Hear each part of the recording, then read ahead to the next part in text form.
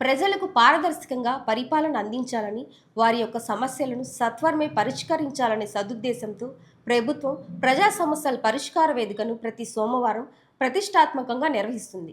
అయితే కొందరు అర్జీదారులు ఈ అవకాశాన్ని వినియోగించుకొని వారు చేస్తున్న తప్పుల నుండి బయటపడి వారిపైన జరుగుతున్న ప్రభుత్వ విచారణను ప్రకదవ పట్టించడానికి ప్రయత్నం చేస్తున్నారు.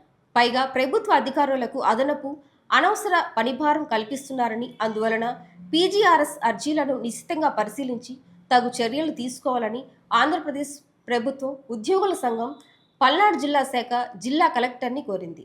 ఈ సందర్భంగా వారు జిల్లా కలెక్టర్కు సమర్పించిన వినతి పత్రంలో పలు అంశాలను ప్రస్తావించారు. నా పేరు సోనా చిన్నరామరెడ్డి, ఆంధ్రప్రదేశ్ ప్రభుత్వోద్యోగుల సంఘం పల్నాడు జిల్లా శాఖకి అధ్యక్షుడిని.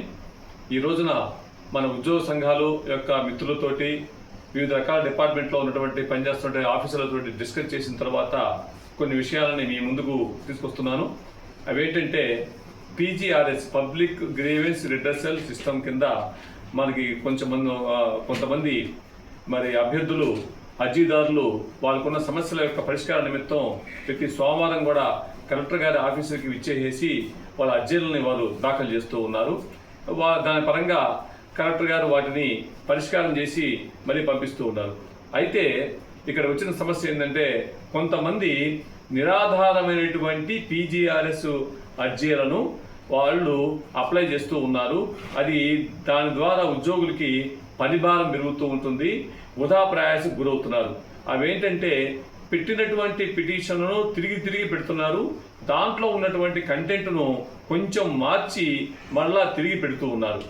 ఇంకా కొంతమంది అర్జీదారులు ఏం చేస్తున్నారంటే వారు చెప్పేటువంటి సమస్య యొక్క మూలం కోర్టుల్లో ఉంటుంది. జిల్లా కోర్టుల్లో కానీ గౌరవ హైకోర్టులో కానీ ఆ విషయం ఉంటుంది.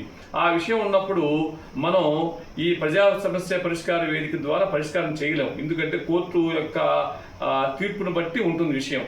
అందుకని వాళ్ళు ఏం చేస్తారంటే ఆ విషయాన్ని దాచి వాళ్ళు మళ్ళీ పీజీఆర్ఎస్లో పిటిషన్లు పెడుతూ ఉన్నారు.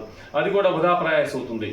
ఆంధ్రప్రదేశ్ ప్రభుత్వోద్యోగ సంఘం తరపున ఒక రిప్రజెంటేషన్ను తయారు చేసి గౌరవ కలెక్టర్ గారికి మేము సమర్పించడం జరిగింది. దీని యొక్క పరిష్కార నిమిత్తం ఇది తెలియజేసుకుంటున్నాము.